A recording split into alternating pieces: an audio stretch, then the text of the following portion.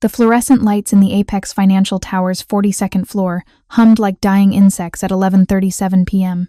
Sofia Reyes pushed her cleaning cart past floor-to-ceiling windows that overlooked Manhattan's glittering skyline, a view worth millions that she'd never stop to admire. She had 6 more floors to finish before her shift ended at 2 a.m., then a 40-minute subway ride to Brooklyn, then 4 hours of sleep before her daughter woke up for school. The math of her life was simple and exhausting. Sofia sprayed disinfectant on the conference room table in Suite 4205, wiping in methodical circles the way she'd been taught 3 years ago, when she started with Premier Building Services. The table was Italian marble, probably cost more than she'd earn in a decade. She was careful with it, careful with everything in this building where a single mistake could cost her the job she desperately needed. Her phone buzzed in her pocket. She pulled it out with a cleaning, solution still damp on her fingers. "Mommy, I can't sleep. When are you coming home?" Sofia's chest tightened. Lucia was 8 years old, and too used to sleeping alone while her mother scrubbed toilets and emptied trash cans in buildings she'd never be allowed to enter during daylight hours. "Soon, mi amor. Close your eyes and count stars. I'll be home before you know it." The response came immediately. A string of star emojis followed by "I counted to 347 last night." Sofia blinked back tears and pocketed her phone. 2 more years, she told herself. 2 more years of night shifts and she'd have enough saved for the medical billing certification program. Then she could work normal hours, see her daughter before bedtime, maybe even afford an apartment where the heat worked consistently. "Hey, sweetheart, you missed a spot." Sofia spun around, her heart lurching. She hadn't heard anyone approach. A man stood in the doorway of the conference room, mid-40s, an expensive suit loosened at the collar, tie hanging undone. His face was flushed, eyes glassy with alcohol. She recognized him vaguely, one of the executives who worked late sometimes, the kind who left half-empty whiskey glasses on their desks and never looked at cleaning staff directly. "I'm sorry, sir." Sofia scanned the table she'd just wiped. "Where did I miss?" If you're enjoying this story so far, don't forget to hit the like button and subscribe. Drop a comment telling me where in the world you're watching from.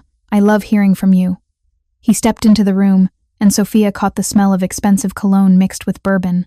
Her instincts screamed warning, but she stayed professional, stayed calm. Men like this had power, had lawyers, had the ability to make phone calls that ended with her supervisor telling her not to come back. Everywhere. His smile didn't reach his eyes. "You people never do it right the first time. That's why we have to watch you so carefully. You people." The words landed like a slap. "I'll clean it again, sir. No problem." Sofia reached for her spray bottle, but he was suddenly closer, blocking her path to the door. "You know what I don't understand?"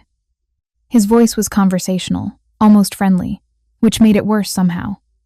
"How does someone like you get to work in a building like this, walking around like you belong here, using the same elevators as people who actually matter?" Sofia's pulse hammered in her throat. The building was mostly empty at this hour, just security guards on the ground floor, and maybe a few other cleaning staff scattered across 48 floors of steel and glass. "I should finish my work, sir. I have other floors to clean." She tried to step around him. His hand shot out and grabbed her wrist, not violently but firm enough to stop her. "I'm talking to you. That means you stop and listen. Please let go." Sofia's voice came out smaller than she wanted. "Please." He mimicked her accent, exaggerating it cruelly. "You come to this country, take jobs, don't even speak proper English, and then you say please like it means something." Sofia jerked her arm back. His grip tightened, fingers digging into her wrist hard enough to bruise. "I haven't done anything wrong." Her voice shook. "I'm just trying to work. That's the problem." He yanked her closer, and she smelled the bourbon stronger now, sour and hot. "You're always just trying to work, just trying to exist in spaces you don't belong. Someone needs to teach you people about boundaries." He dragged her toward the conference room's storage closet, a windowless room where they kept extra supplies. Sofia's feet slipped on the polished floor as she tried to resist. "No, please, I have a daughter. Please don't." "Shut up." He shoved her into the closet. Sofia stumbled over a box of printer paper, catching herself against metal shelving. "You stay here and think about your place in the world. Maybe you'll learn some respect." The door slammed shut, she heard. The distinctive click of the electronic lock, engaging the kind that needed a keycard from the outside but had no handle on the inside. Safety feature turned weapon. Darkness swallowed her whole. Sofia threw herself at the door, pounding with both fists. Let me out! Please, this isn't funny, let me out! His footsteps receded down the hallway. Then silence. The closet was maybe 6 feet by 4 feet, crammed with industrial cleaning supplies, boxes of paper towels, and shelving that pressed against her back. No windows, no light except the thin line of yellow seeping under the door. No phone signal. She pulled out her phone with shaking hands and saw 0 bars, the building's thick walls and electronic systems creating dead zones in utility spaces like this. Sofia's breath came too fast, too shallow. The walls seemed to press inward. She'd never told anyone, but small spaces terrified her, had ever since she was 6, and her older brother locked her in a closet during a game and stopped being funny. Help! She pounded again, her voice cracking.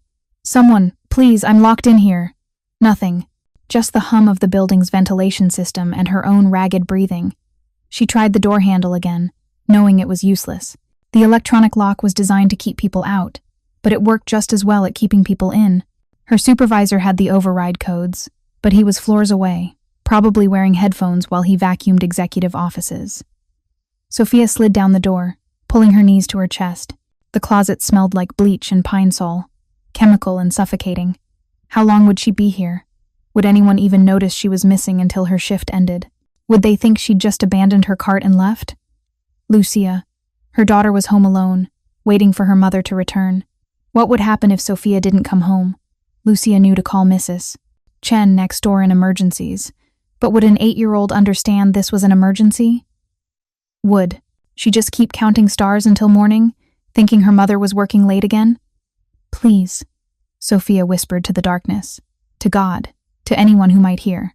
Please don't lock me in here, please. Her voice broke on the last word, and she started to cry deep, shaking sobs that echoed in the tiny space. For the humiliation of being grabbed, for the terror of being trapped, for her daughter sleeping alone, for every night shift and missed bedtime story and moment of exhaustion that had led to this moment of complete helplessness. She didn't know how long she'd been crying when she heard footsteps in the hallway. Hope surged through her chest. Help! Sophia scrambled to her feet, pounding on the door. I'm locked in here. Please help me. The footsteps stopped right outside the closet.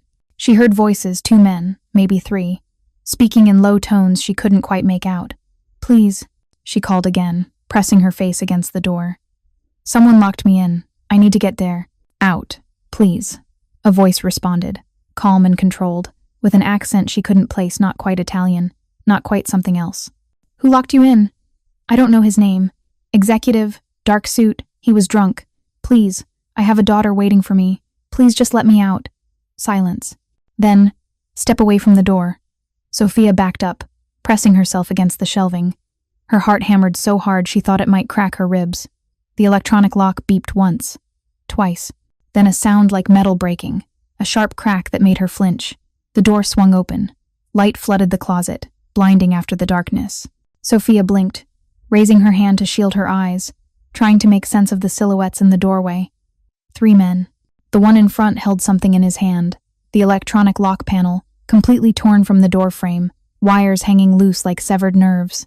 He'd ripped it out with his bare hands. As Sophia's eyes adjusted, she saw him clearly. Average height, maybe 5 to 10, but built like concentrated violence, broad shoulders under an expensive black coat, dark hair touched with gray at the temples, and eyes that were absolutely empty of anything resembling mercy. His knuckles were bleeding from where he'd torn through metal and plastic. Behind him stood 2 younger men in dark suits, hands resting near their jacket pockets in a way that suggested weapons hidden just out of sight. You're hurt?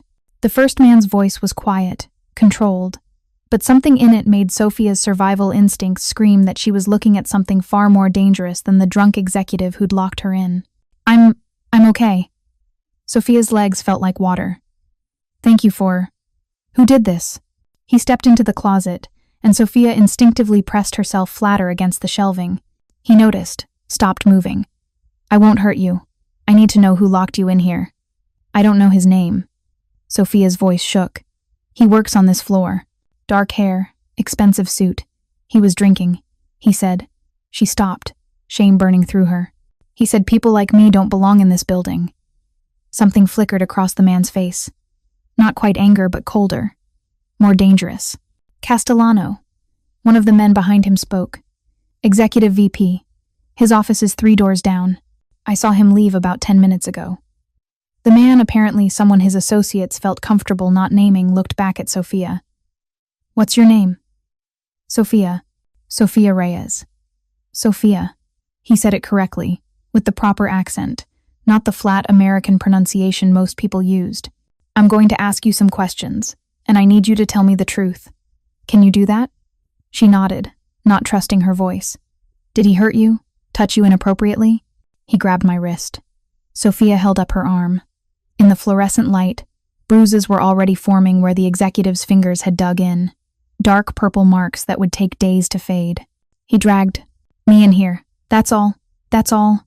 He repeated it softly, like the words offended him. Nothing that happened to you tonight was all. You understand that? Sofia didn't know how to respond. She'd spent 3 years being invisible in this building, accepting that people like her existed in the margins of other people's lives. This man, whoever he was speaking to her like she mattered, like what happened to her was important, and she didn't know how to process that. I just want to go home to my daughter, she whispered. He studied her for a long moment, then stepped back, giving her space to exit the closet. Sofia moved past him on trembling legs, into the conference room that suddenly felt enormous after the crushing darkness. Where's your daughter now? He asked. Home. Alone. She's 8. I need to. Sofia reached for her cleaning cart, muscle memory taking over.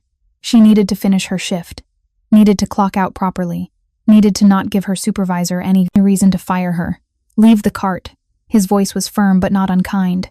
One of my men will return it to your supervisor with an explanation. You're going home. I can't. I have 6 more floors to finish.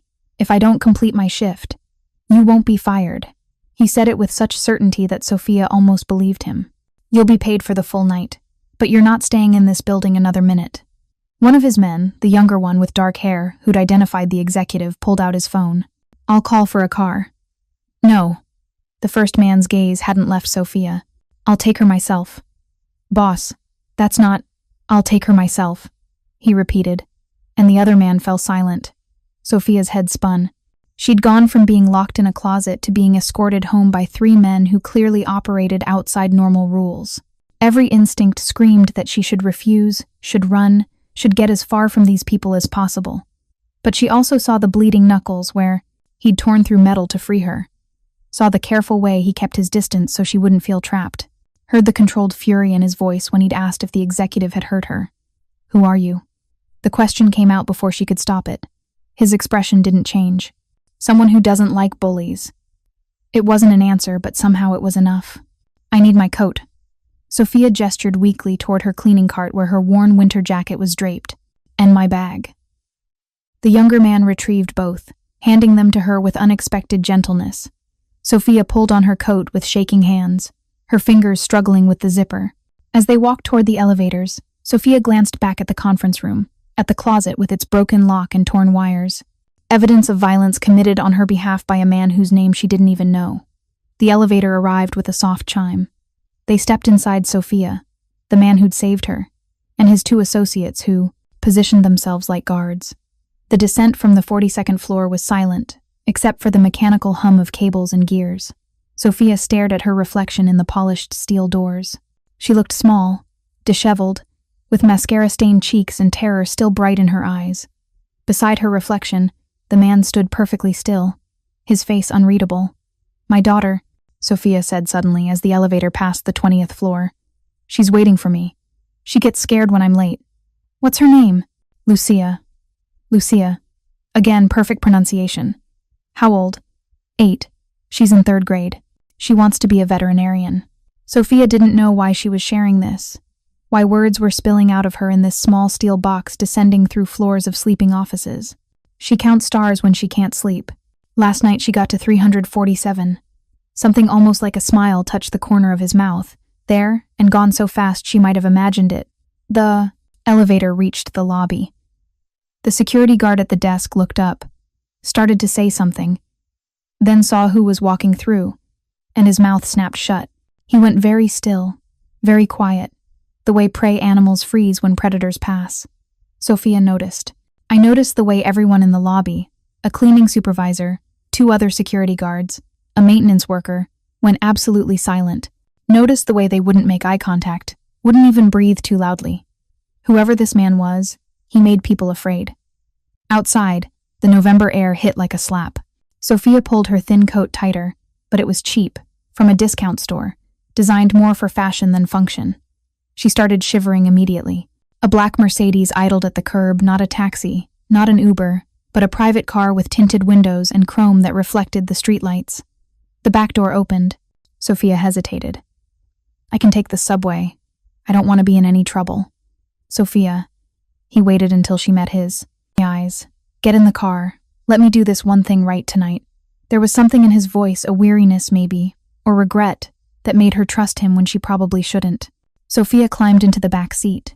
The interior smelled like leather and expensive cologne, warm and impossibly luxurious compared to the subway cars she usually rode. He slid in beside her, maintaining careful distance. One of his men took the driver's seat, the other the passenger side. Where do we go? The driver asked. Sofia rattled off her address in Brooklyn, a neighborhood where rent was barely affordable and sirens were a lullaby. She saw something flicker in the driver's eyes, recognition, maybe judgment, but he just programmed the address into the GPS without comment.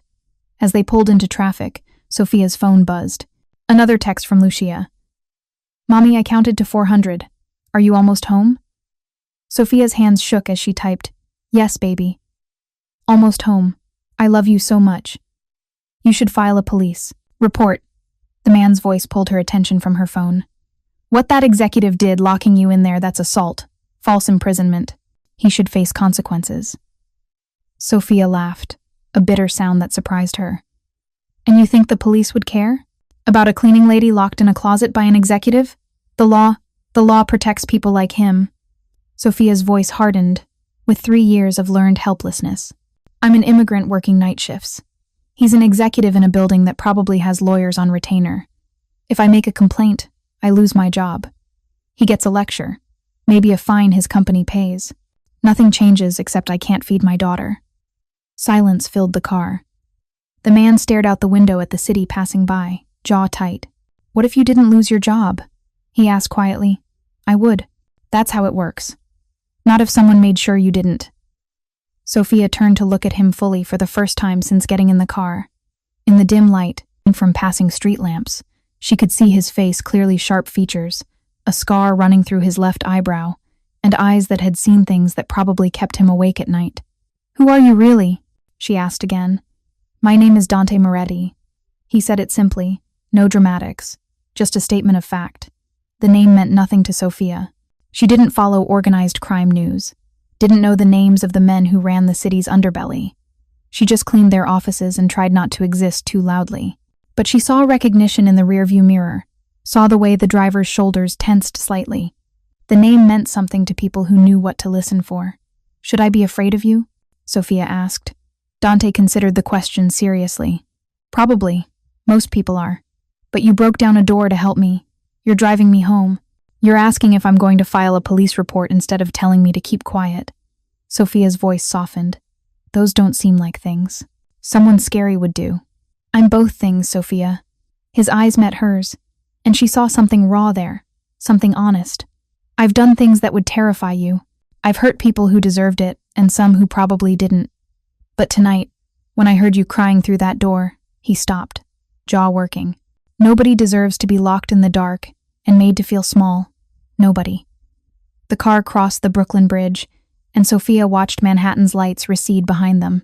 She thought about the executive's hands on her wrist, the crushing darkness of the closet, the feeling of being erased from existence like she didn't matter. Then she thought about metal tearing, a door swinging open, light flooding in, and a stranger with bleeding knuckles asking if she was hurt. Thank you, she said quietly, for finding me. I didn't find you. Dante's voice was rough. I came to that building for a meeting.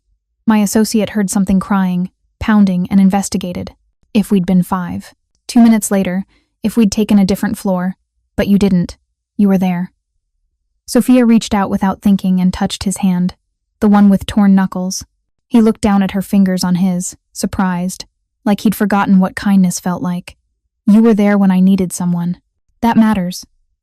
The car pulled up outside her apartment building, a 5-story walk-up with cracked concrete steps and a door that didn't lock properly.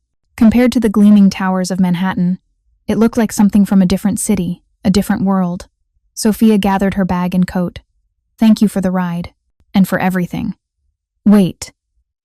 Dante pulled a business card from his inside pocket. It was simple, expensive paper, just a phone number embossed in black. You call this number if anyone at that building gives you trouble.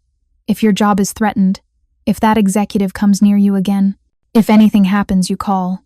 Sofia took the card, staring at the numbers. Why? Would you help me? Because someone should. He said it like it was obvious, like helping strangers was something he did regularly, instead of what she suspected was true, that this was unusual, unexpected, a crack in his carefully maintained walls. Sofia climbed out of the car, then paused and leaned back in. Dante? He looked up. My daughter counts stars when she's scared. What do you count? The question seemed to catch him off guard. For a moment, he just looked at her. This woman he'd saved from a closet. This stranger who'd touched his hand without flinching. I used to count enemies, he said finally. Maybe it's time I started counting something else. Sofia smiled, small but real, and closed the car door. She climbed the cracked steps to her building, used her key on the broken lock, and climbed 4 flights of stairs that smelled like cooking oil and old cigarettes. Mrs. Chen's door opened a crack as Sofia passed the 3rd floor. You're late tonight. Long shift. Sofia didn't stop moving. Inside her apartment, Lucia was asleep on the couch, having waited up as long as she could. The TV played cartoons on mute. Sofia's chest tightened at the sight of her daughter curled under a thin blanket, small and vulnerable, and trusting that her mother would always come home. Sofia gathered Lucia in her arms and carried her to bed, tucking her in with practiced efficiency. Lucia's eyes fluttered open. Mommy? I'm home, baby. Go back to sleep. Did you count stars with me? Sofia brushed hair from her daughter's face. I counted all the way to 1,000. That's so many. Lucia's eyes drifted closed again. I love you, Mommy. I love you too, mi corazón. More than all the stars. After Lucia fell back asleep, Sofia stood at her apartment's single window, looking out at the Brooklyn streets below. Somewhere across the river, Dante Moretti was returning to whatever world he came from, a world of power and violence and rules she didn't understand. She should throw away the business card, should forget this night ever happened, should just be grateful she'd survived and go back to being invisible. Instead, Sofia tucked the card into her wallet, behind Lucia's school photo, and wondered what it meant that the most dangerous man she'd ever met was also the only person who'd made her feel safe. Sofia returned to work 2 nights later with a doctor's note, excusing her previous absence, and a knot of dread in her stomach. Her supervisor, Marcus Webb, a tired man in his 50s who'd worked building services for 20 years, called her into his cramped office before her shift started. Sit down, Sofia. She sat, hands folded in her lap, preparing for termination. Marcus shuffled papers on his desk, not meeting her eyes. There was an incident Monday night. Floor 42. You were involved. Yes, sir. I was locked in a storage closet by... I know what happened. Marcus cut her off, and Sofia's heart sank. This was it. They were choosing the executive over her. Of course they were. Mr. Castellano has been placed on administrative leave pending an internal investigation. Sofia's head snapped up. What? The building's security footage was reviewed. Your account of events has been corroborated. Mr. Castellano violated multiple workplace conduct policies. Marcus finally met her eyes, and she saw something unexpected there. Respect, maybe, or pity. You're not in any trouble, Sofia. In fact, the building management wants to offer you a formal apology and compensation for your distress. The words didn't make sense. Companies like Apex Financial didn't apologize to cleaning staff. They didn't investigate executives based on immigrant workers' complaints. They certainly didn't offer compensation. I don't understand. Marcus leaned back in his chair, studying her. Neither do I, honestly. But I got a call Tuesday morning from the building's head of security. They pulled every second of footage from Monday night, saw Castellano grab you, lock you in that closet, walk away laughing. Then, he paused. Then 3 men arrived on that floor. One of them tore the electronic lock panel clean off the door. You know anything about that? Sofia's mouth went dry. They helped me. I was trapped. Those men aren't on any visitor log. Security has no record of them entering or leaving the building. But the camera footage shows them clear as day. Marcus's voice dropped. You know who they were? Someone heard me crying. They got me out. That's all I know. It wasn't quite a lie. She didn't know who Dante Moretti really was. just his name and the feeling that he operated outside normal rules. Marcus seemed to accept this. Well, whoever they were, they scared someone important. By Tuesday afternoon, Castellano was suspended. By Wednesday, building management was falling over themselves to make sure you were taken care of. He slid a check across the desk. 2 weeks paid leave while they conduct their investigation. When you come back, you'll be reassigned to floors that Castellano doesn't have access to. Sofia stared at the check. More money than she made in a month. This is real? It's real. And Sofia? Marcus's expression softened. I'm sorry this happened to you. I've worked in this industry long enough to know how cleaning staff get treated. Usually, nobody cares. I don't know who your friends are, but they made people care real fast. After she left Marcus's office, Sofia stood in the building's service corridor, check trembling in her hands, trying to process what had just happened.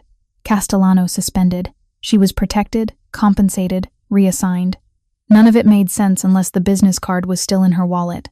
She pulled it out, staring at the embossed numbers. Dante had done this. Somehow, between dropping her off Monday night and Wednesday afternoon, he'd made phone calls or visits or whatever men like him did to make buildings full of lawyers suddenly care about a cleaning lady's complaint. Sofia should have felt grateful. Instead, she felt something more complicated, a mixture of relief and unease, safety and debt, because men like Dante Moretti didn't help strangers without reason, and she was starting to understand that accepting his protection meant entering a world she didn't understand. Her phone buzzed. A text from an unknown number. The matter has been handled. You're safe. Sofia stared at the message. He had her number now. She hadn't given it to him, which meant he'd found it somehow, pulled it from building records or employee files or whatever resources men with power had access to. She should have been frightened. Should have felt violated that he'd tracked down her personal information. Instead, she typed, "Thank you. I don't know how to repay you." The response came quickly. "You don't. Take care of your daughter. That's enough." Sofia clutched her phone, reading and rereading those words. Take care of your daughter. That's enough. When was the last time someone had asked nothing from her, had helped without expecting payment or favors or something in return? She took her 2 weeks paid leave and spent them doing something she hadn't done in 3 years, being home at night with Lucia. They made dinner together, real meals instead of rushed sandwiches. They watched movies and did homework at the kitchen table instead of Lucia struggling alone while Sofia slept off exhaustion. They counted stars through their bedroom window, real ones this time, not imaginary ones to chase away fear. "Mommy, you're happy," Lucia observed one night as they lay side by side in Sofia's bed, looking at constellations through the cracked window glass. "I'm always happy, baby." "No." Lucia's voice was serious, wise beyond 8 years. "Usually you're tired happy, but now you're real happy. What changed?" Sofia didn't know how to explain that a dangerous stranger had torn down a door and somehow torn down walls. She'd built around herself walls that said she didn't deserve help, didn't deserve protection, didn't deserve to be treated like she mattered. "Someone reminded me that good people exist," Sofia said finally, "even in places you don't expect." On her first night back at work, Sofia found an envelope taped to her locker. Inside, a key and a note in precise handwriting. "Floor 48 is now exclusively yours. Building management has approved the reassignment. Your hours remain the same, but you work alone on this floor. Security will check on you every hour. D floor 48. Sofia rode the elevator up, her new keycard granting access to a level she'd never been assigned before. When the doors opened, she understood why. The entire floor was under renovation, empty offices being converted into something new.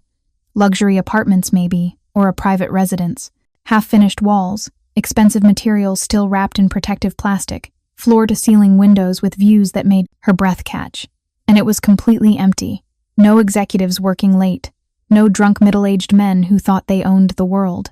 Just Sofia, her cleaning cart, and more space than one person could reasonably be expected to clean in a single shift. Her radio crackled. "Sofia? It's Jake from security. Just checking in. You good up there?" She'd never had security check on her before. "I'm fine. Thank you. I'll swing by in an hour. You need anything, just radio."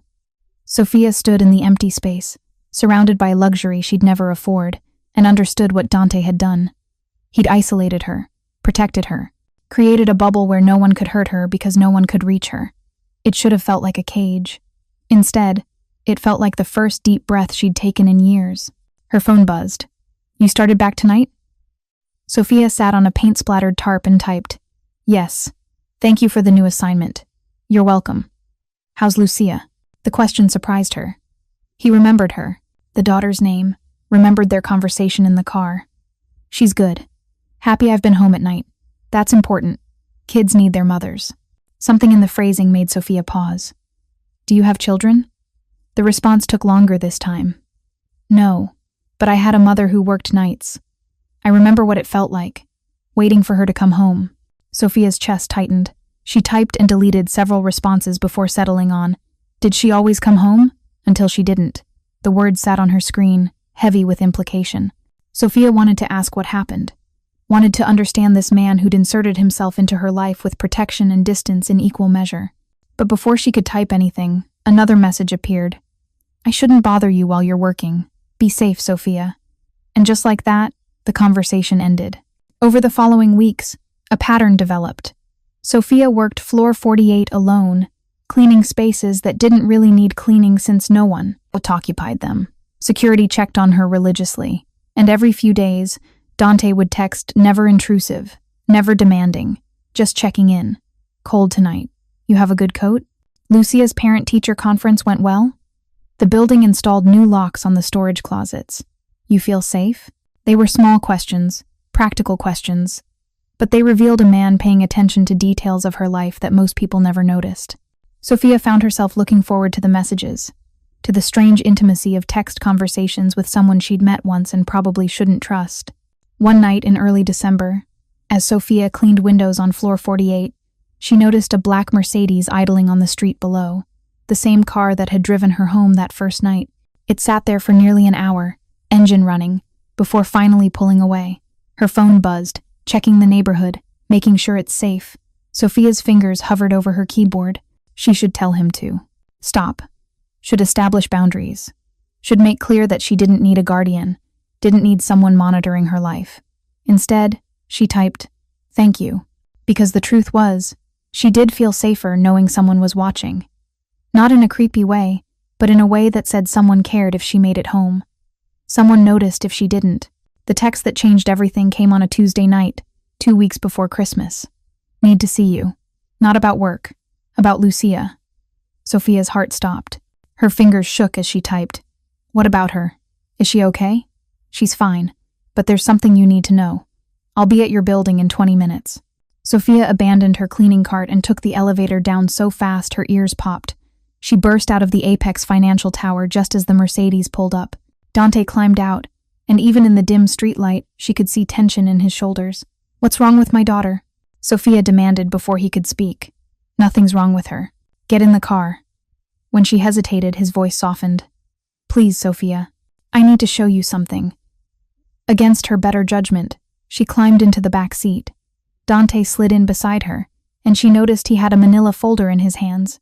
"2 days ago," he began without preamble, "my people informed me that someone's been asking questions about you, about Lucia, about where she goes to school, what time she gets picked up, who watches her when you work."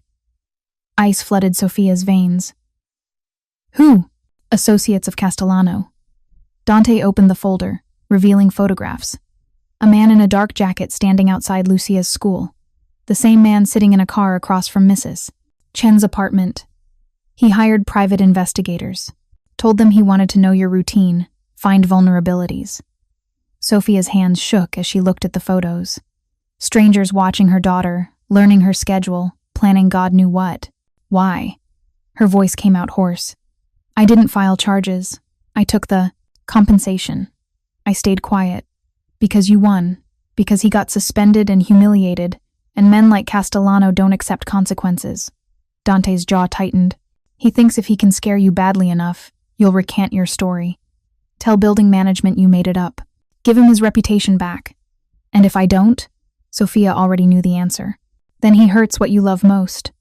Sofia bent forward, pressing her hands to her face, trying not to vomit. All the safety she'd felt, all the protection, it was an illusion. Castellano had more resources than she'd imagined, more willingness to destroy lives to protect his own. "What do I do?" she whispered. "I can't fight him. I don't have money for lawyers or security or, you don't need to fight him. Dante's voice was quiet, controlled, dangerous. I already did. Sofia looked up. What does that mean? It means Castellano's investigators are now being investigated themselves. By people who don't like it when children are targeted. He closed the folder. It means I've made it very clear what happens if Lucia is approached, followed, or even looked at wrong. You can't just, I already have. Dante met her eyes. Sofia, I need you to understand something. When I helped you that night, I didn't know it would lead here. I thought I'd free you from a closet, make sure your job was safe, and that would be the end of it. His expression was unreadable. But then I learned about Lucia, about you working yourself to exhaustion so she has a better life. And then I learned that Castellano wanted to hurt her to get to you. So what? You're protecting us now? Sofia heard the edge in her own voice. For how long? What's the price? There's no price. There's always a price. Dante was quiet for a long moment. You're right. There is a price. The price is that you have to let me help you. Sofia laughed, a bitter sound. That's not how the world works. Men like you don't help people like me without wanting something. Men like me. Dante repeated it softly. You know what I am, Sofia? What people call me? I've heard whispers. Moretti. Connected. Dangerous. I'm the man who runs half the organized crime in this city. He said it without pride or shame, just fact. I've hurt people, killed people, built an empire on fear and violence. That's who I am. He turned to face her fully. But I'm also the man whose mother worked 3 jobs to keep him fed. Who remembers being 8 years old and terrified every time she was late coming home? Who remembers the night she didn't come home at all because some drunk driver ran a red light? Sofia's breath caught. Dante, I can't save my mother, but I can make sure Lucia's mother comes home every night. I can make sure she's safe, protected, never has to count stars wondering if you're okay. His voice was rough with something that sounded like pain. Let me do this, Sofia. Let me protect you both. Not because you owe me. Not because I want anything from you, but because I need to know that somewhere in this city, a little girl gets to grow up with her mother. Tears streamed down Sofia's face. She'd been so strong for so long, carrying everything alone, never asking for help because help always came with strings attached. But Dante wasn't offering help, he was offering protection, safety, a chance to breathe without constantly looking over her shoulder. What does protection mean? She asked quietly. Specifically. What are you asking me to accept? It means my people watch Lucia's school. Not obviously, but they're there. It means when you walk home from the subway, someone makes sure you're not followed. It means if Castellano or anyone else tries to threaten you, they answer to me. Dante pulled out another business card, different from the first. This number is answered 24 hours a day. Anything happens, anything feels wrong, you call. Someone will be there in minutes. Sofia took the card with shaking hands. Why does this feel like I'm signing over my life? Because in a way, you are. Dante's honesty was brutal. Once you accept my protection, people will know. They'll know you're connected to me, that hurting you means dealing with me. That knowledge keeps you safe, but it also changes how people see you. Will it put Lucia in more danger, being connected to you? No. His voice was absolutely certain. I have enemies, but they follow rules. Children are off limits. Always. My protection will make her safer, not less safe. If you're hooked on this story, make sure to subscribe and turn on notifications so you never miss an upload. Your support means everything and helps me bring you more emotional stories like this one. Sofia looked at the card, at the photos of strangers watching her daughter, at Dante's face scarred and hard and somehow desperate for her to trust him. Okay, she whispered. Protect us.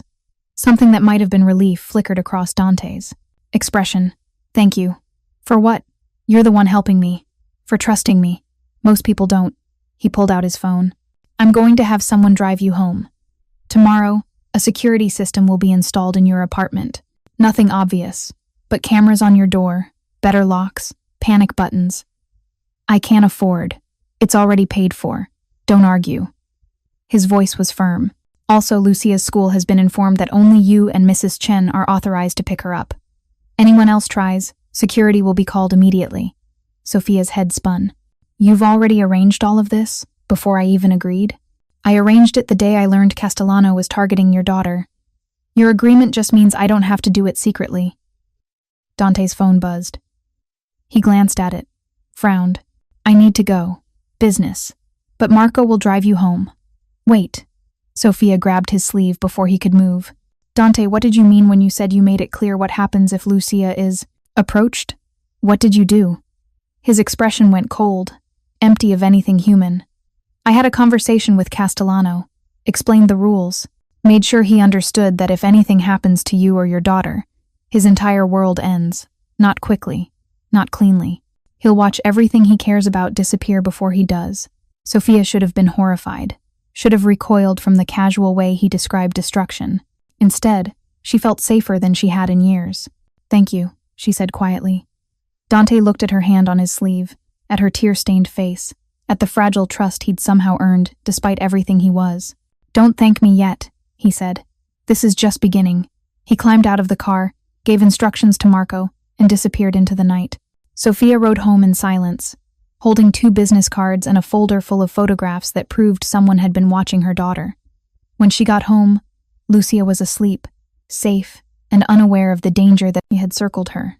Sofia sat on the edge of her daughter's bed, watching her breathe, counting each inhale like a prayer of gratitude. Her phone buzzed.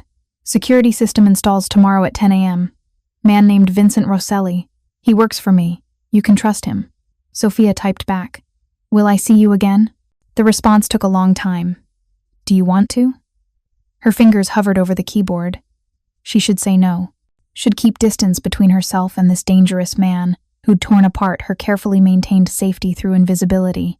Yes, she typed. I want to understand who you really are. That might scare you. I'm already scared.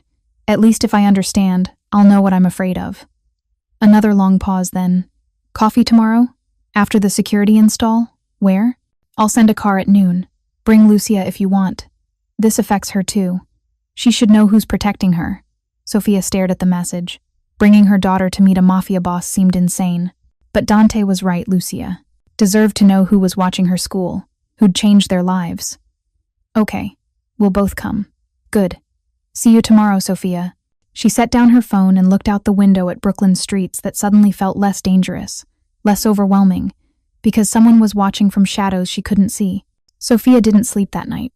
Instead, she counted stars with Lucia's rhythm, one for every question spinning through her mind, one for every fear, one for every strange flutter in her chest, when she thought about Dante's voice, saying her name like it mattered. By dawn, she'd counted past 3,000. And for the first time in 3 years, she wasn't counting out of fear. She was counting because tomorrow meant answers, meant understanding, meant looking a dangerous man in the eye, and learning what it meant to be protected by someone who built empires on violence, but tore down doors for strangers crying in the dark. Vincent Rosselli arrived at Sofia's apartment at exactly 10 a.m., carrying a toolbox and an expression that suggested he'd seen too much to be surprised by anything. He was maybe 60, gray-haired, with kind eyes that didn't match the bulge of a weapon under his jacket. Miss Reyes, I'm Vincent. Dante sent me. Sofia let him in, hyper-aware of how small her apartment looked through a stranger's eyes. One bedroom she shared with Lucia, a kitchen barely big enough to turn around in, furniture from thrift stores and curbs. Vincent didn't comment, just got to work installing cameras and upgrading locks with professional efficiency. Lucia watched from the couch, eyes wide.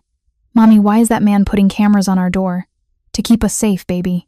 Safe from what? Sofia didn't know how to explain adult dangers to an 8-year-old. Just safe. So Mommy doesn't worry when she's at work. Vincent worked quickly, explaining each component as he installed it. Camera here watches the hallway. This one covers your fire escape. Locks are reinforced, requires a key from both sides. Panic button by your bed connects directly to Dante's security team. He handed Sofia a small remote. This arms and disarms everything. Someone tries to break in, alarm goes directly to us. We're here in under 5 minutes. 5 minutes is a long time if someone's trying to hurt us. Vincent met her eyes, and she saw something there respect. Maybe, for a mother who understood exactly how long 5 minutes could be. Then don't let them in. Dante's having someone installed in the apartment across the hall. Retired cop. Good man. He'll be an extra layer. Someone's moving in just to watch us? Sofia's voice rose. That's insane. That's protection. Vincent's voice was gentle. You agreed to let Dante keep you safe. This is what that looks like. After he left, Sofia stood in her newly fortified apartment, staring at cameras and reinforced locks and a panic button that connected her to a world she'd never wanted to enter. Her phone buzzed. Car downstairs. Ready? Sofia dressed Lucia in her favorite purple dress and her own best outfit, a simple black dress she wore to parent-teacher conferences. They looked like they were going to church, not meeting a criminal. The Mercedes waited at the curb, Marco at the wheel. He smiled when he saw Lucia. You must be the star counter. Lucia blinked. How did you know about that? Your mom told someone special. He remembers everything. They drove to a neighborhood Sofia didn't recognize, expensive, quiet, tree-lined streets with townhouses that cost more than she'd earn in 10 lifetimes. The car pulled up to a corner cafe with outdoor seating, despite the December chill. Dante sat at a table under a heat lamp, reading a newspaper. He wore dark jeans and a black sweater, trying to look casual but failing. Something about him screamed danger no matter what he wore. He stood when they approached. Sofia, and you must be Lucia. Lucia hid behind her mother's legs, peeking out at this stranger who knew her name. It's okay, baby. Sofia stroked her daughter's hair. This is the friend I told you about. He's helping us. Why? Lucia's voice was small but direct. We don't have money to pay you. Dante crouched down to her level, not quite smiling but close. You're right, you don't. But your mom helped me once, in a way she doesn't even know about. So now I'm helping her back.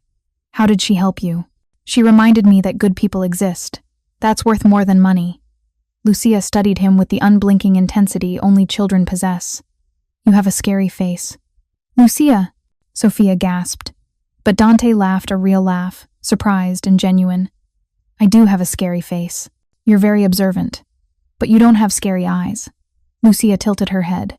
My teacher says eyes tell the truth. Yours are sad, not scary. Something flickered across Dante's expression, pain maybe, or recognition. You're a smart girl. I know. Lucia emerged from behind Sofia. Mommy says I get it from her. They sat at the table, and a waitress appeared immediately with hot chocolate for Lucia and coffee for the adults. Sofia noticed the way staff treated Dante deferential, careful, like they knew exactly who he was and wanted to stay on his good side. Lucia, Dante said after the waitress left. Your mom and I need to talk about some grown-up things. But first, I want you to know something important. There are people watching your school in this neighborhood. Not to scare you, but to keep you safe. Do you understand? Lucia nodded seriously. Because of the bad man who locked Mommy in the closet.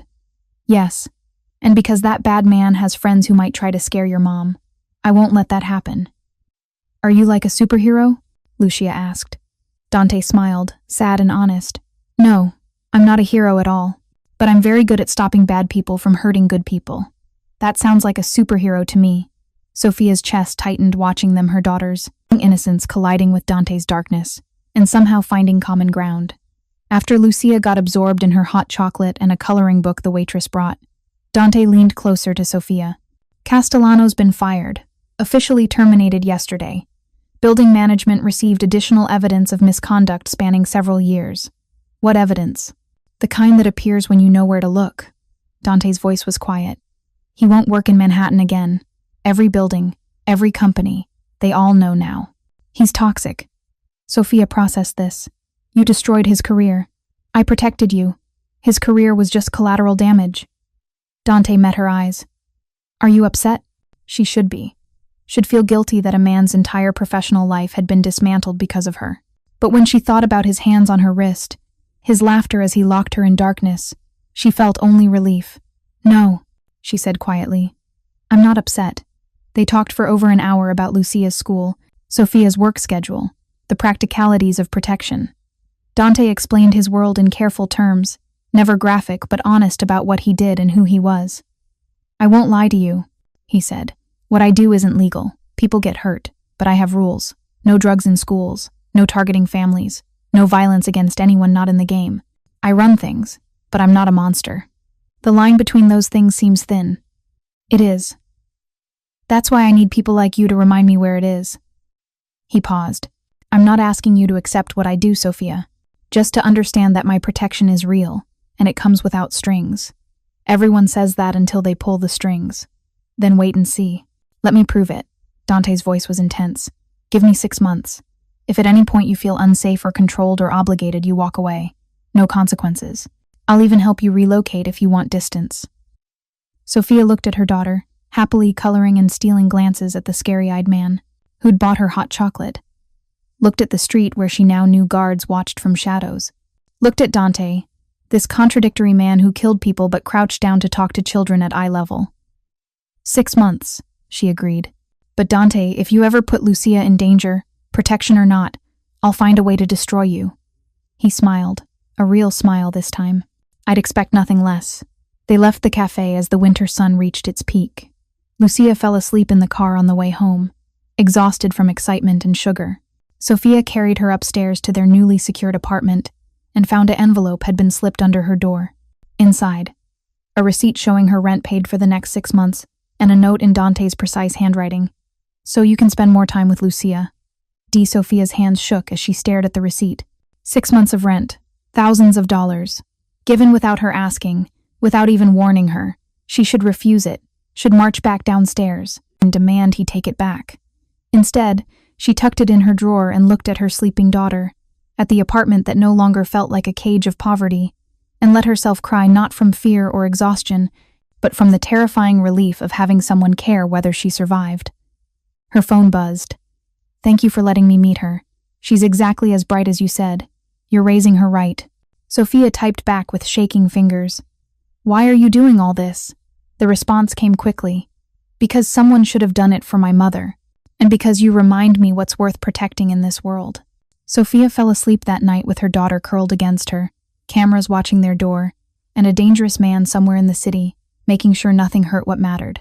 For the first time in 3 years, she counted stars not from fear, but from something that felt dangerously close to hope. 3 months passed in a strange new rhythm. Sofia worked her shifts on floor, 48, came home to Lucia every night, and slowly learned to breathe without constantly looking over her shoulder. The man across the hall, Thomas, the retired cop Vincent had placed there, became a friendly presence who sometimes watched Lucia when Sofia ran errands. The cameras felt less intrusive. The protection felt less like a cage and more like shelter. And Dante became part of their lives in ways Sofia hadn't anticipated. He texted daily, always in the evening after Lucia's bedtime. Never intrusive, never demanding, just present. Sometimes practical questions about whether the security system was working, whether she felt safe. Other times, conversations that drifted into territory that felt dangerously personal. What's Lucia's favorite subject in school? Science. She wants to dissect everything to understand how it works. Smart. She gets that from you. How would you know if I'm smart? You barely know me. I know you work yourself to exhaustion for your daughters. Future. I know you learned English by watching television and reading library books. I know you see things other people miss. That's not just smart, Sofia. That's brilliant. Sofia had stared at that message for 10 minutes, warmth spreading through her chest in a way that felt dangerous. Other nights, the conversations went deeper. Do you miss your mother? Every day, even though she died 15 years ago. What was she like? Strong, like you. She worked as a seamstress, brought home fabric scraps and made clothes for me from nothing. Used to sing while she sewed. I can still hear her voice sometimes. What happened to her? Drunk driver ran a red light. She was walking home from her night shift. They found her 3 blocks from our apartment. She almost made it home. Sofia's heart had broken reading those words, understanding suddenly why he'd looked at her that first night and seen his mother, another woman working nights, another child waiting alone, another story that could end in tragedy. I'm sorry, Dante. Don't be. Just keep coming home to Lucia. That's enough. But it wasn't enough. Not anymore.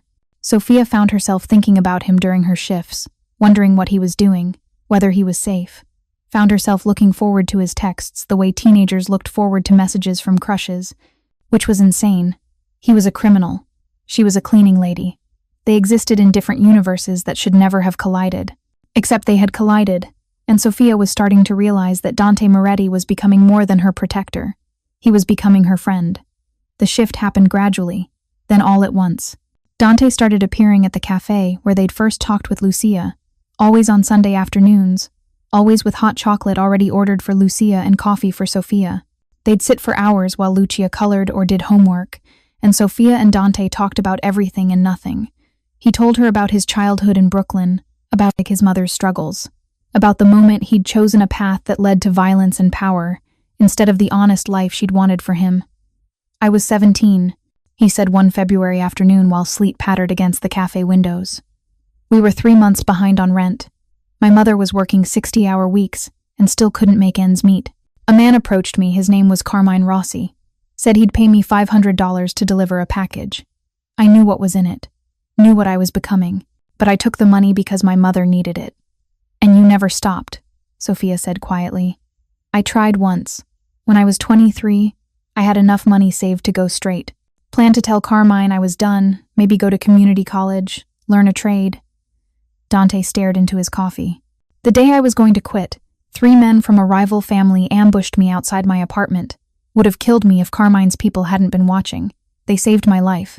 And after that he shrugged. I owed them. You don't walk away from debts like that. So you're trapped." "No, I made choices. Every step of the way I chose this life." His eyes met hers. "I'm not trapped, Sofia. I'm just living with consequences." Sofia reached across the table without thinking and touched his hand. "You saved me from a closet. You protected my daughter. You're helping us have a life I never thought possible. Those are good consequences." Dante looked at her hand on his, something vulnerable crossing his face. "You make me want to have more of them." The moment stretched between them, charged with something neither of them wanted to name. Then Lucia looked up from her homework. "Mommy, can Dante come to my school play? We're doing Peter Pan and I'm playing Wendy, and you need someone to sit with because Mrs. Chen can't go because of her hip." Sofia's breath caught. Bringing Dante to a school function felt like crossing a line, making their arrangement visible and official. But before she could deflect, Dante smiled at Lucia. "When is it?" "Next Thursday at 7 p.m. I have 3 lines and I practiced really hard. Then I'll be there. Front row." Lucia beamed, returning to her homework, oblivious to the significance of what she'd just asked. Sofia pulled her hand back from Dante's. "You don't have to come. I know you're busy. I want to come." His voice was firm. "If that's okay with you. It should be a simple question." But Sofia knew that if Dante showed up at her daughter's school play, people would see them together, would draw conclusions, would assume things about their relationship that might or might not be true. "Okay," she heard herself say. "Front row, 7 p.m. The school play was held in PS 142's cramped auditorium, where parents jostled for seats and children in construction paper costumes bounced with nervous energy backstage. Sofia arrived early, saving 2 seats in the 3rd row, not quite front, but close enough for Lucia to see them. Dante appeared at 6:55, drawing stares from other parents. He wore dark slacks and a black button-down shirt, dressed down by his standards but still obviously expensive. Several mothers whispered behind their hands, eyes following him as he navigated to Sofia's row. "Sorry, I'm late. Traffic." He sat beside her, close enough that their shoulders almost touched. "You're not late. You're exactly on time. I try to be, for important things." He pulled out his phone and showed her the screen he'd set a reminder. "Lucia's play, 7 p.m. Don't be late." Sofia's throat tightened. This dangerous man had set a phone reminder for her daughter's elementary school play. The lights dimmed. The play began with the chaos and charm only 8-year-olds could bring to theater. Lucia appeared in the 3rd scene. Wearing a blue nightgown Sofia had sewn herself from thrift store fabric. She delivered her 3 lines perfectly, her voice clear and confident. Sofia felt tears on her cheeks. Beside her, Dante was leaning forward, completely focused on the small girl on stage like she was performing on Broadway instead of a elementary school stage with painted cardboard sets. When Lucia took her bow, Dante stood and applauded the only adult standing for curtain call. Other parents stared, but he didn't seem to notice or care. He was clapping for an 8-year-old girl who'd remembered her 3 lines and believing she'd done something worth celebrating. Afterward, in the lobby where parents collected their young actors, Lucia ran to them with flushed cheeks and shining eyes. "Did you see me? Did I do good?" "You were perfect," Sofia said, hugging her daughter tight. "Better than perfect," Dante added. "You're a natural actress." "Really?" Lucia's eyes were wide. "Really. If you ever want acting lessons, Dante," Sofia warned quietly. He was offering help again, offering resources that would change their lives in ways she couldn't accept so easily. But he just smiled and crouched, down to Lucia's level. "What I meant was, you should be proud of yourself. You worked hard and it showed." As they walked out of the school, Sofia felt eyes following them. She heard whispers, caught fragments of conversations. Who's that with Sofia Reyes? I heard he's connected. Isn't that dangerous? Having someone like that around our children? Sofia's shoulders tensed, but Dante seemed unbothered. He walked beside her and Lucia like they were any normal family leaving a school event, like he belonged there. When they reached the Mercedes, Marco waiting patiently at the curb, Dante opened the back door for them. You don't have to drive us home, Sofia said. We can take the subway. It's 9:30 at night and snowing. Get in the car, Sofia. She obeyed, too tired to argue, too aware of the whispers still following them. The drive back to Brooklyn was quiet. Lucia fell asleep against Sofia's shoulder, exhausted from excitement and adrenaline. At a red light, Dante turned, slightly in his seat. People were talking about us tonight. I noticed. Does that bother you? Sofia looked at her sleeping daughter, at the man who'd shown up for a school play like it mattered, at the life that was slowly becoming something she'd never imagined. It should bother me, she said quietly, but mostly I'm just grateful you came. I'll always come, Sofia, for anything that matters to you and Lucia. He paused. You know that, right? She did know. That was the problem. She was starting to know a lot of things about Dante Moretti that made it impossible to see him as just a dangerous man offering protection. She was starting to see him as someone who might matter. When they reached her building, Dante walked them upstairs despite Sofia's protests. At her door, Lucia woke up just enough to mumble, "Thank you for coming, Dante," before stumbling inside. Sofia and Dante stood in the hallway, the overhead light flickering like it always did, casting shadows across his face. "Thank you," Sofia said. "For tonight, for all of it. You don't have to thank me. I know, but I want to." She hesitated, then asked the question that had been building for months. "Dante, what are we doing? This us, whatever this is. It's more than just protection now." He was quiet for a long moment. "What do you want it to be?" "I don't know. I'm scared to even think about it. You're you. And you're the bravest person I know," Dante interrupted. "You're raising an incredible daughter alone. You survive in a city that tries to crush people like you. You looked at me at what I am and didn't run away." His voice dropped. "I've been alone for 15 years, Sofia. Keeping people at distance because it's safer, easier. Then you cried through a locked door and something in me just broke." Sofia's breath caught.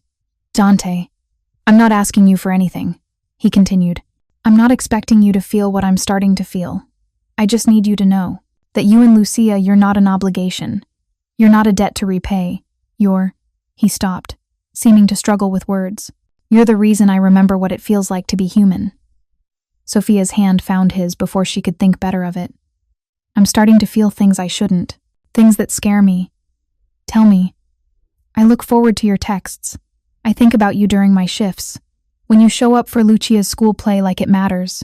Her voice broke. "When you do things like that, I forget that you're dangerous. I forget that this doesn't make sense. I just feel..." "What? What do you feel?" "Safe. Happy. Less alone." Sofia looked up at him, this man with sad eyes and bleeding knuckles and a phone reminder for an 8-year-old school play. "I feel like maybe, for the first time in years, I'm not just surviving. I'm living." Dante's thumb brushed across her knuckles, a gesture so gentle it made her chest ache. "Can I be part of that? Of you living?" "You already are." The admission hung between them, honest and terrifying. They stood in the flickering hallway light, hands intertwined, and Sofia understood they'd crossed into territory they couldn't uncross. "This is going to get complicated," Dante said quietly. "I know. People will judge you for being with someone like me. I know. I can't change what I am, Sofia. I can't suddenly become someone safe or normal or... I don't want you to change." Sofia squeezed his hand. "I just want you to keep being the person who breaks down doors and shows up to school plays and texts me at night to make sure I'm okay." Something that might have been hope flickered across Dante's face. "I can do that." They stood there for another moment, neither wanting to break the connection. Then Sofia's apartment door opened, and Lucia appeared in her pajamas, rubbing her eyes. "Mommy, are you coming in? I need you to tuck me in." "Yes, baby. 1 minute."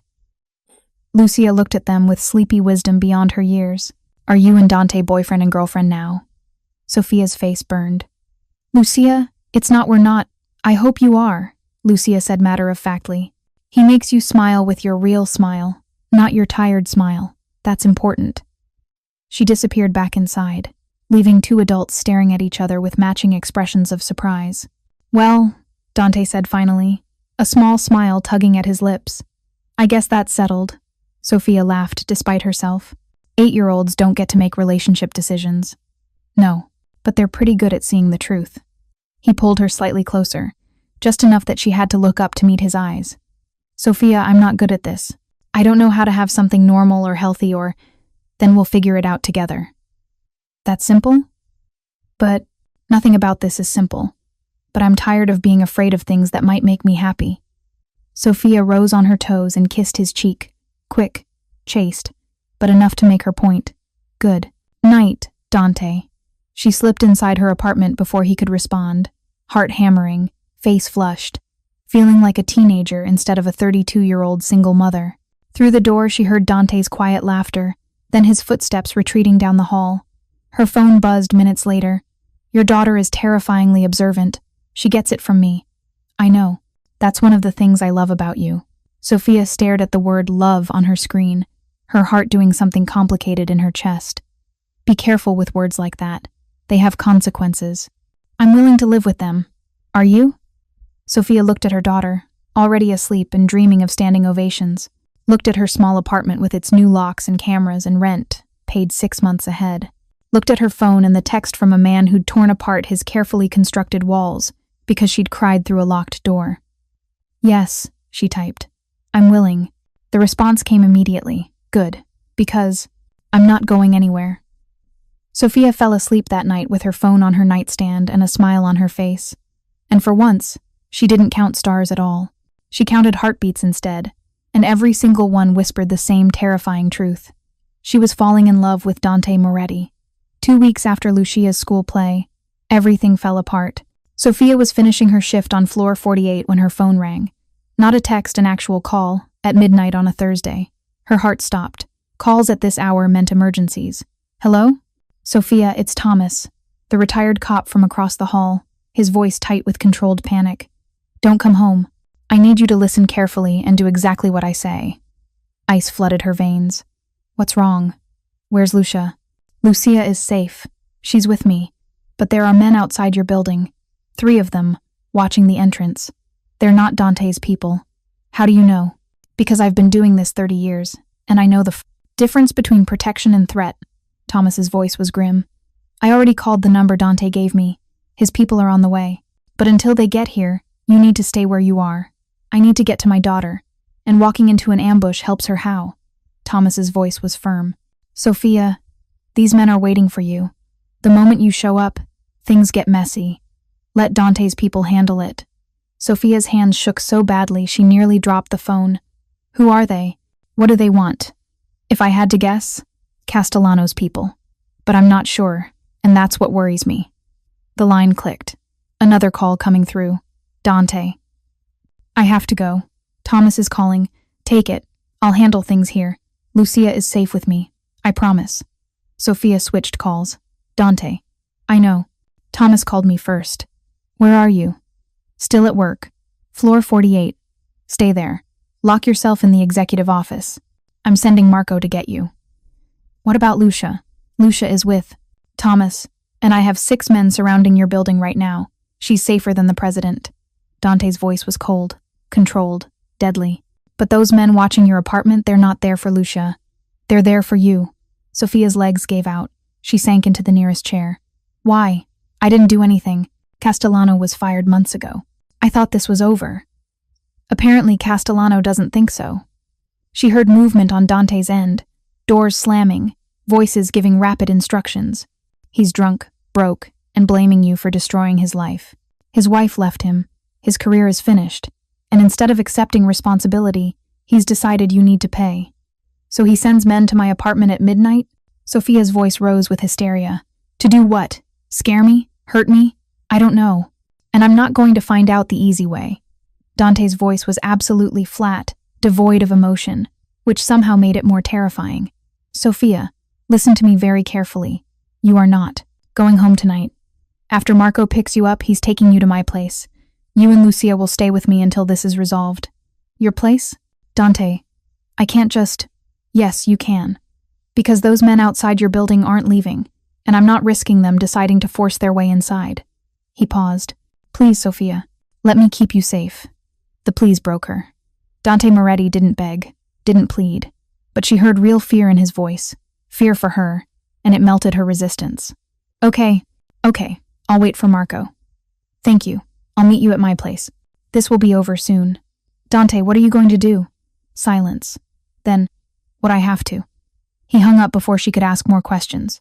Sofia sat alone on floor 48, surrounded by luxury she'd never afford, waiting for a mobster's driver to escort her to safety, while men with unknown intentions waited outside her daughter's bedroom. Her phone buzzed. A text from Thomas. Lucia is asking for you. I told her you're working late. She doesn't know anything is wrong. Thank God. At least her baby wasn't terrified. Another text, this one from Dante. I'm sorry. I thought my protection was enough. I was wrong. Sofia typed back. Don't apologize. Just keep my daughter safe. I will. I swear on everything I am, I will. Marco arrived 20 minutes later, moving through the building like a ghost. He found Sofia in the executive office where she'd locked herself, exactly as Dante had instructed. Ready, Miss Reyes? Is Lucia? Thomas just texted. She fell asleep watching a movie. She doesn't know anything is wrong. Marco's expression was gentle. Dante's people secured the perimeter. Your building is locked down. Nothing gets in or out without us knowing. They took a service elevator to the basement parking garage, avoiding cameras and public spaces. Marco's car, not the usual Mercedes, but an unmarked sedan, was waiting. The drive to Dante's neighborhood took 30 minutes. Sofia watched the city pass, her mind spinning with fear and fury. She'd tried so hard to be invisible, to not cause trouble, to just survive. And still, violence had found her. Still, dangerous men decided she was a problem to solve. Dante's building was in Tribeca, all steel and glass and security that would make Fort Knox jealous. Marco used a key card to access the private garage, then escorted Sofia to an elevator that required both a key and a code. They rode to the top floor in silence. The elevator opened directly into a penthouse apartment that took Sofia's breath away. Floor-to-ceiling windows overlooking the city, furniture that looked like art, spaces so open and clean she was afraid to touch anything. Dante stood by the windows, phone pressed to his ear, his voice low and dangerous. When he saw Sofia, he ended the call immediately. You're safe. Where's Lucia? Master bedroom. Thomas is with her. She's still asleep. Dante crossed to her, his hands hovering like he wanted to touch her, but it wasn't sure if he should. Sofia, I'm so sorry. I thought, stop apologizing and tell me what's happening. He guided her to a couch that probably cost more than her annual salary. Castellano hired 3 men to... He stopped, jaw clenching. To scare you. That's what they're claiming anyway. They were supposed to wait until you came home, corner you in the lobby, make it clear that Castellano's still a threat. And what were they really planning to do? Dante's silence was answer enough. I see. Sofia's voice was cold. So Castellano hires men to attack me because his life fell apart after he locked me in a closet and tried to... She couldn't finish the sentence. And you're telling me this is my fault somehow? Nobody said it's your fault. Then why do I feel like I caused this? Like if I'd just accepted being locked up and humiliated, none of this would be happening? Sofia, I tried to be invisible. Her voice broke. I worked my night shifts. I stayed quiet. I didn't make trouble. And still, men decide I'm a problem. Still, my daughter has to sleep in a stranger's bedroom while men with guns surround our apartment building. Still, I'm running. Dante was on his knees in front of her before she could blink, his hands capturing hers. You're not running.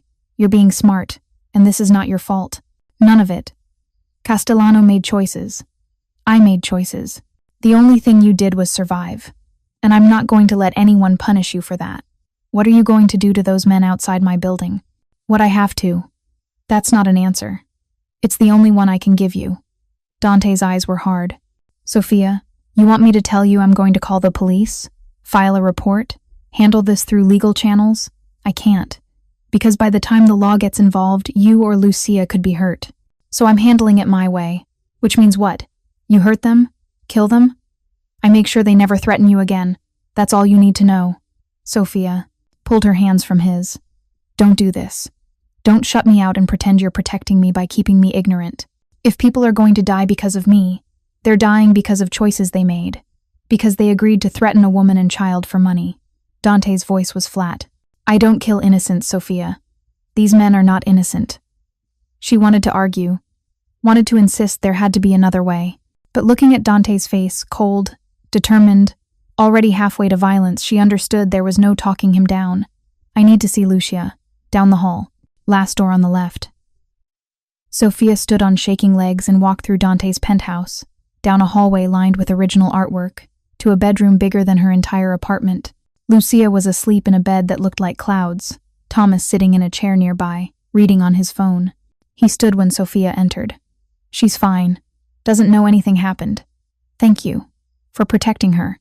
That's my job. Thomas glanced toward the hallway. Dante's in a mood. You should probably stay here until things calm down. Things aren't going to calm down, are they? Thomas's expression was grim. Not tonight, no.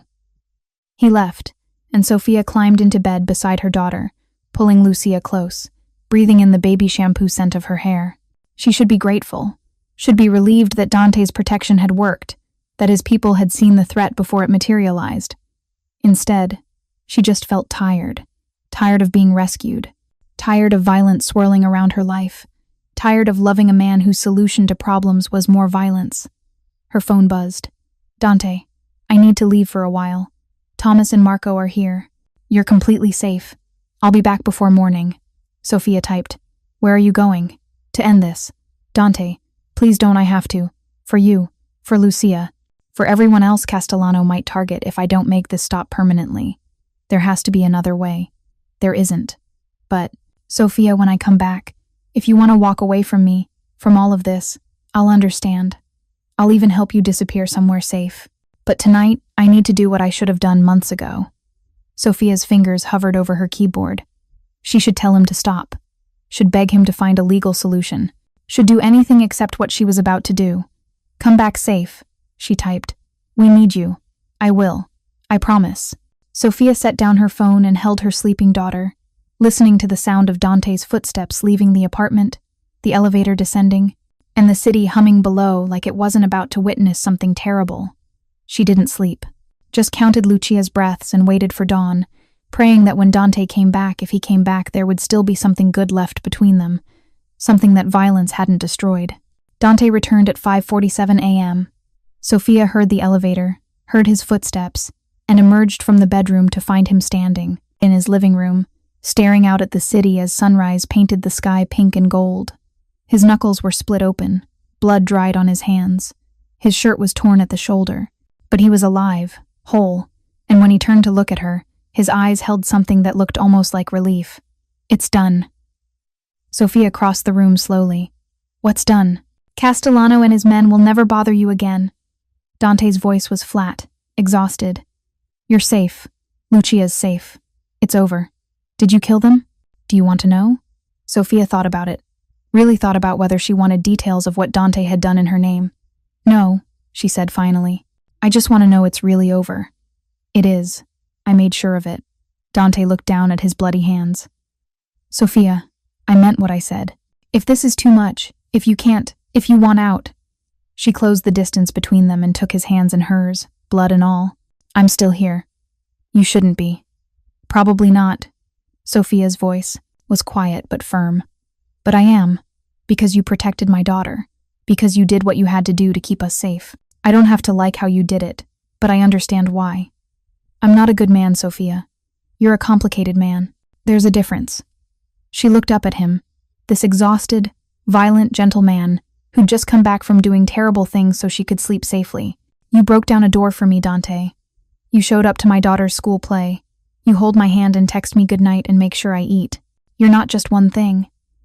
I'm not enough of the right things. Let me decide what's enough. Sofia's thumbs brushed over his torn knuckles. But Dante, I need you to promise me something. Anything. Promise me this is really over. That I can go home with Lucia and live my life without looking over my shoulder. That we can... She stopped, then pushed forward. That we can figure out what this is between us without more violence. Dante was quiet for a long moment. Then he pulled her close, wrapping his arms around her despite the blood and exhaustion. I promise. It's over. You're safe. Sofia let herself melt into him, let herself feel the solid warmth of his body, the steady beat of his heart. He smelled like night air and violence, and underneath it all, just himself. Come on, she said finally. Let's clean your hands. She led him to the kitchen, chrome and marble, and intimidatingly expensive, and made him sit at the island while she found a first aid kit. She cleaned his knuckles with gentle efficiency, years of motherhood making her good at patching wounds. Dante watched her work in silence, his eyes tracking every movement. My mother used to do this, he said quietly. Clean my scraped knees, bandage my cuts, tell me I was brave even when I was scared. Were you scared tonight? Terrified. Not of what I had to do, but that I wouldn't get back to you, that something would go wrong and you'd be left waiting. His voice dropped. That you'd think I abandoned you like everyone else. Sofia's hand stilled on his. I waited. I trusted you'd come back. Why? Because you promised, and you keep your promises. She finished bandaging his knuckles. There. Try not to punch anyone for at least 48 hours. He caught her hand before she could pull away. Sofia, I'm falling in love with you. I need you to know that. The words hung in the air like snowflakes, delicate, beautiful, and gone too fast. Sofia's breath caught. Dante, you don't have to say it back. I just needed you to know. I need you to understand that this isn't about protection anymore or obligation or debt. This is about... He stopped, seeming to struggle. This is about wanting to come home to you. About wanting to teach Lucia to ride a bike and show up to her school events and be part of something normal and good. About counting heartbeats instead of enemies. Sofia's eyes filled with tears. I'm falling in love with you too, and it terrifies me. Because of what I am? Because I can't protect you. Her voice broke. You spent all your time keeping me and Lucia safe, but who keeps you safe? Who worries when you leave at midnight to do terrible things? Who? Dante kissed her. Soft, gentle, tasting like coffee and regret and hope. Sofia melted into it, her hands coming up to frame his face, careful of the bruise blooming on his jaw. When they pulled apart, both were breathing hard. You keep me safe, Dante whispered against her lips. You and Lucia, you make me want to be careful. I want to come home. I want to be better than what I am. You're already better than you think. Then help me believe it. Sofia kissed him again, deeper this time, pouring months of fear and gratitude and complicated feelings into the gesture. Dante's hands found her waist, pulling her closer, and for a moment, they were just two people who'd found something worth protecting in each other. A small voice interrupted them. Are you guys kissing? They broke apart to find Lucia standing in the kitchen doorway in her pajamas, hair mussed from sleep, eyes wide with curiosity. Yes, Dante said simply. Is that okay? Lucia considered this seriously. Mommy deserves to be kissed by someone who's nice to her. You're nice to her. So yes, it's okay. Sofia laughed despite everything, the exhaustion, the fear, the violence that had painted the last 12 hours. Come here, baby. Lucia crossed to them, and Sofia pulled her into their embrace. Dante's arms came around them both, protective and gentle, and for a moment they stood there, an unlikely family forged from trauma and protection, and something that might actually be love. Can we go home now? Lucia asked. I miss my bed. Soon, Dante promised. Let me make sure everything is clean first. Clean from what? From the mess someone made. His eyes met Sofia's over Lucia's head. But I fixed it. Your mom and I fixed it together.